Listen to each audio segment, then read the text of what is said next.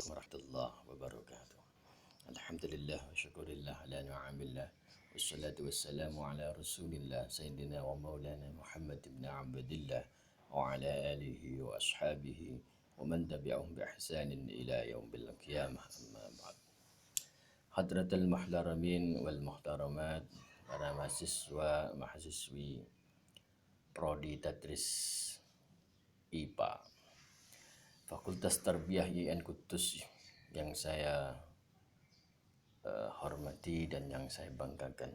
Alhamdulillah wa syukurillah, pada kesempatan pagi hari ini kita bisa bertemu kembali pada mata kuliah Tafsir Tarbawi pada diskusi makalah yang keempat, yaitu objek pendidikan dalam Al-Quran. Dalam dunia pendidikan, seorang pendidik dalam arti orang tua, guru, kiai, dan tokoh masyarakat berposisi sebagai subjek. Sementara peserta didik tidak dapat dianggap sebagai objek, meskipun terhadap mereka inilah proses pendidikan ditujukan. Sementara lingkungan merupakan kesatuan yang berputar secara utuh dan erat antara subjek dan objek pendidikan. Oleh karena itu, sasaran dan objek pendidikan tidak hanya sekedar one item, jadi hanya satu item saja, peserta didik sebagai objek pendidikan, tetapi item in one term. Jadi term peserta didik, termnya banyak, bukan hanya sebagai objek tapi sebagai subjek pendidikan. Jadi peserta didik itu kita anggap itu bukan sebagai objek. Kalau objek itu hanya sebagai barang atau benda yang tidak mempunyai nyawa, benda yang tidak hidup, ya kan, itu seperti objek. Tapi kalau subjek itu kita anggap sebagai subjek, itu peserta didik dianggap sebagai orang yang bernyawa, ya kan, dan hidup, bukan sebagai objek tapi subjek pendidikan. Objek tapi sekaligus sebagai subjek pendidikan untuk memanusiakan manusia. Humanisme itu penting di situ. Jadi kita anggap peserta didik itu sebagai subjek pendidikan atau nguwongke. Ya, itu sangat penting. Jadi menghargai, menghormati kepada peserta didik bukan sebagai objek pendidikan tapi sebagai subjek, ya kan, subjek pendidikan, meskipun pada hakikatnya adalah itu objek pendidikan dan sasaran pendidikan yang ditujukan pada peserta didik. Dengan kata lain, sasaran yang akan dicapai dalam pendidikan adalah objek yang nyata dan kenyataan yang objektif. Objek yang nyata adalah manusia, ya kan, peserta didik itu objek yang nyata, dan kenyataan yang objektif. Nyata yang objektif. Objek nyata mempertemukan antara subjek dan objek pendidikan dalam satu kondisi. Jadi antara objek dan subjek itu merupakan dalam satu kondisi pendidikan, yaitu pendidikan dan pembelajaran. Objek yang nyata dan kenyataan yang objektif. Istilah anak didik atau peserta didik dalam bahasa Arab biasa dipakai dengan kata atiflu wan nasy', artinya itu atiflu wan nasy', itu atiflu itu anak kecil, ya kan. An-nasy' itu anak yang sedang berkembang, an-nasy'. Sedangkan istilah al-muta'allim, at-tilmid, wat-talib itu orang pencari ilmu. Jadi samalah, ya kan. Dalam bahasa Indonesia, di samping istilah anak didik atau peserta didik, juga disebut sebagai peserta didik, anak terdidik, anak didik, terdidik, murid, siswa, pelajar, dan sebagainya. Jadi istilah-istilah itu berbeda, namun pada dasarnya itu sama, ya kan, pada dasarnya itu sama. Di atas telah dijelaskan bahwa perintah mendidik dalam ajaran Islam didasarkan pada dalil Al-Quran, surat At-Tahrim ayat 6. Jadi perintah Allah, ya kan, kepada manusia, ya kan, terutama di sini adalah ya ayyuhalladzina amanu, orang-orang yang beriman, ya kan, orang-orang yang beriman perintahnya. Ya ayyuhallazina amanu qu anfusakum wa ahlikum nara. Ya kan?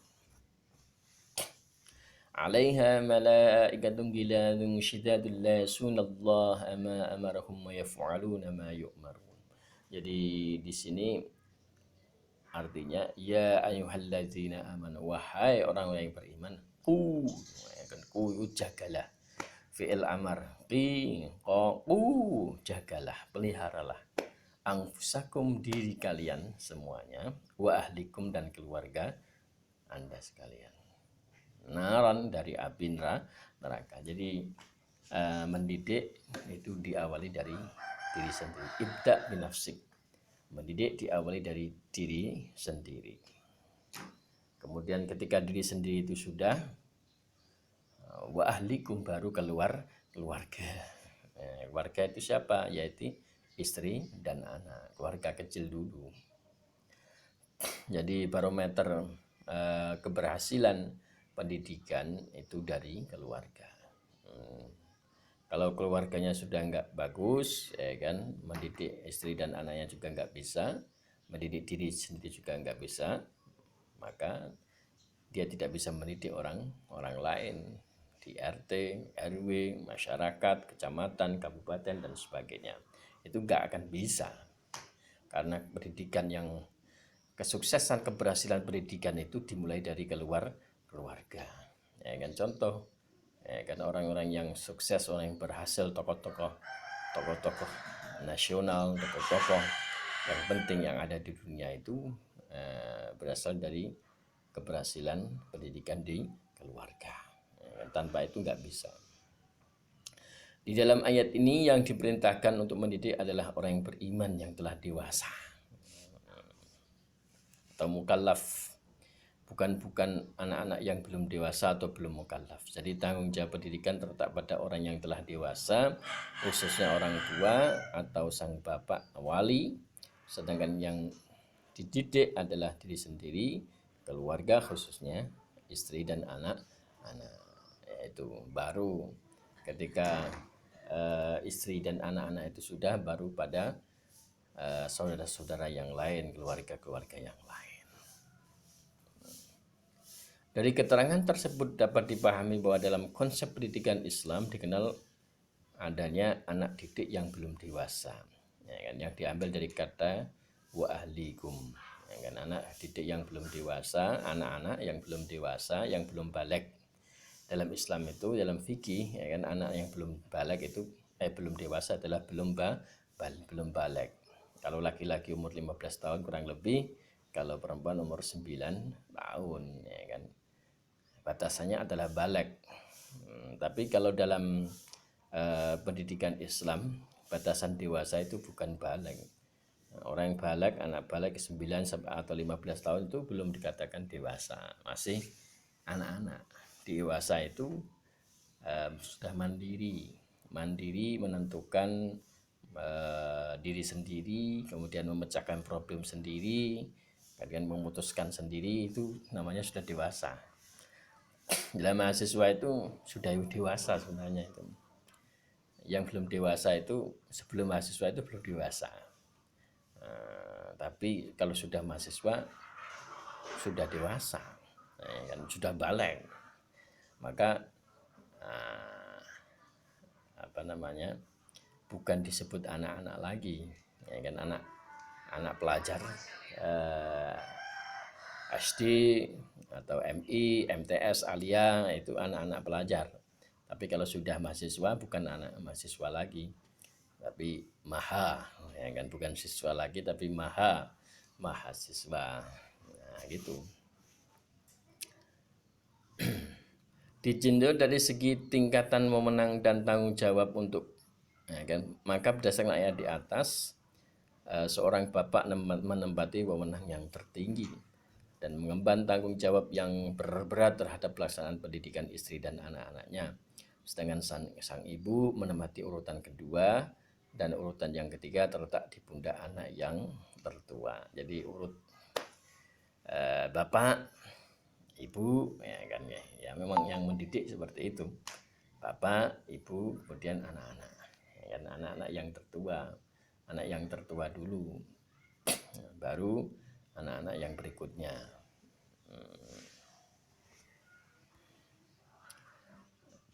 Begitu juga sabda Nabi Muhammad sallallahu alaihi wasallam, kullukum ra'in, ya kan, wa kullu ra'in mas'ulun an ra'iyatihi. Jadi setiap pemimpin itu akan diberikan pertanggungjawaban. Iya, setiap pemimpin itu termasuk seorang bapak, ayah di keluarga itu termasuk ra'in, seorang pemimpin, dan akan dipertanggungjawabkan, diminta pertanggungjawabkan di akhirat nanti.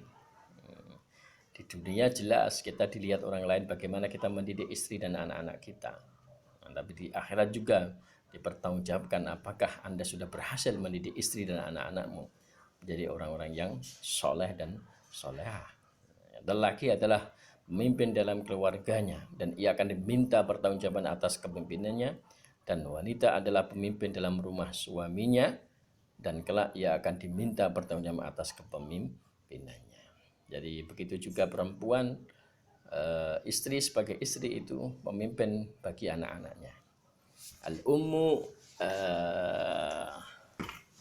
madrasatul ula. Al-ummu madrasatul ula lil aulad.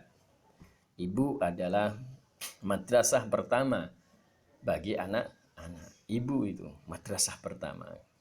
Al-ummu madrasatul ula lil aulad. Ibu adalah madrasah pertama bagi anak-anak. Bukan bapak. Bukan bapak. Karena memang untuk menjadi tempat aduan, ya kan, tempat laporan, ya kan, tempat keberhasilan untuk menentukan keberhasilan atau tidak memang istri. Iya, memang istri. Jadi keberhasilan suami dalam mendidik keluarganya itu akan dipengaruhi oleh istrinya. Pasti itu akan dipengaruhi oleh istrinya. Ketika seorang suami itu menjadi seorang koruptor, misalnya, ya kan, itu pasti, ya kan, kemungkinan besar akan dipengaruhi oleh istrinya. Begitu juga kalau suami menjadi orang yang berhasil, menjadi tokoh, ya kan, bangsa misalnya, itu juga akan dipengaruhi oleh istrinya. Itu pasti, itu pasti. Jadi kesuksesan atau keberhasilan seorang suami dalam mendidik, ya kan, mendidik anak-anaknya, mendidik masyarakat, bangsa dan negara itu akan dipengaruhi oleh istrinya. Begitu juga kadang kesuksesan, keberhasilan peserta didik anak-anaknya itu al-ummu madrasatul ula lil aulad. Ibu adalah madrasah yang pertama bagi anak-anaknya. Baru madrasah formal, ya kan, MI, ya kan, SD, ya kan, itu baru madrasah yang kedua, al-madrasatus saniyah. Tapi kalau al-madrasatul ula adalah ibu, ya kan. Makanya antara suami dan istri itu harus sevisi misi, ya kan, tidak ada gap, ya kan, sehingga keduanya berjalan lurus, ya kan, sesuai dengan tujuan yang dikehendaki dalam keluarga. Saya kira itu yang bagus itu. Berdasarkan Al-Quran surat At-Tahrim ayat 6 ini, kita juga dapat mengambil kesimpulan bahwa hak untuk mendapatkan pendidikan atau pengajaran itu tidaklah merupakan monopoli anak-anak pria saja. Dalam kata wahlikum itu bukan hanya anak-anak pria, lil aulad, ya kan, tapi juga anak-anak perempuan, ya kan. Jadi mendidik itu bukan hanya anak laki-laki saja, tapi juga anak perempuan. Bagaimana kesulitan mendidik anak laki-laki dan anak perempuan? Jadi sama-sama sulit, ya kan. Tapi lebih sulit itu memang mendidik anak perempuan. Kalau seorang laki-laki, ya kan, seorang suami dia mempunyai anak 4 perempuan atau 5, ya kan. Kemudian dia mendidik menjadi orang yang soleh semuanya. Itu jaminannya adalah surga loh. Karena mendidik perempuan itu lebih sulit daripada mendidik anak laki-laki. Apalagi zaman sekarang, Ya kan, apalagi zaman sekarang. Jadi kalau laki-laki memang kenapa seperti itu ya kan? Kenapa seperti itu ya kan? Mendidik anak perempuan lebih sulit daripada anak laki-laki ya kan? Karena anak laki-laki ya kan itu mudah diatur. Karena apa? Kalau orang tuanya bersifat keras, otoriter, dia takut itu pasti. Kalau perempuan nggak bisa dikeras, ya kan harus lemah lembut perempuan. Nah, jadi pendekatan itu penting. Bagaimana ya sama-sama berat juga, tapi bagaimana pendekatan orang tua itu dalam mendidik anak. Misalnya pendekatan dengan pendidikan demokratis misalnya. Saya kira bagus itu.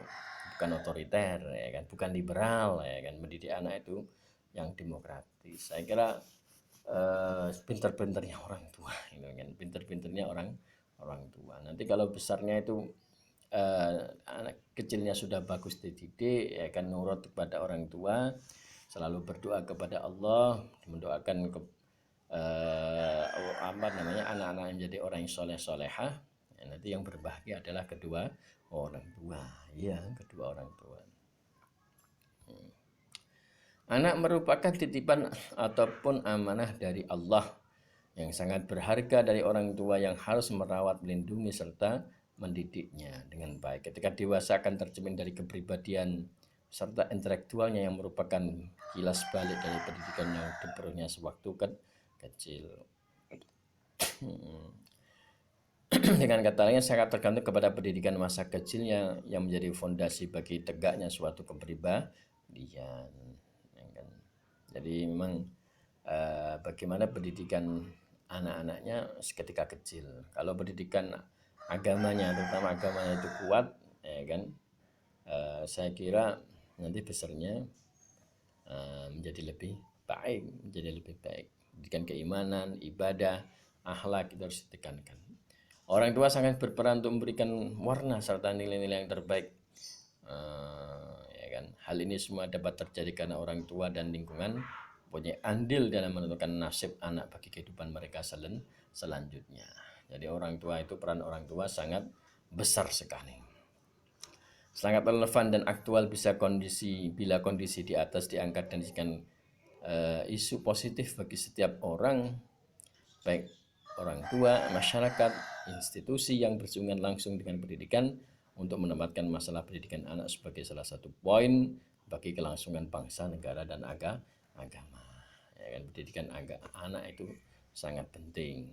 Oleh karena itu, sudah harusnya bila anak perempuan mendapatkan hak dan kewajiban yang sama dengan anak pria, anak laki-laki. Jadi kesetaraan itu sangat penting, bukan di pilih kasih, tidak, atau di nomor dua kan juga tidak. Ada kesetaraan antara laki-laki dan perempuan. Saya kira itu, semoga penjelasan ini memberikan tambahan ilmu bagi kita semuanya.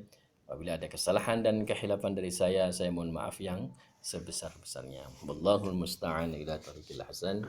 Assalamualaikum warahmatullahi wabarakatuh.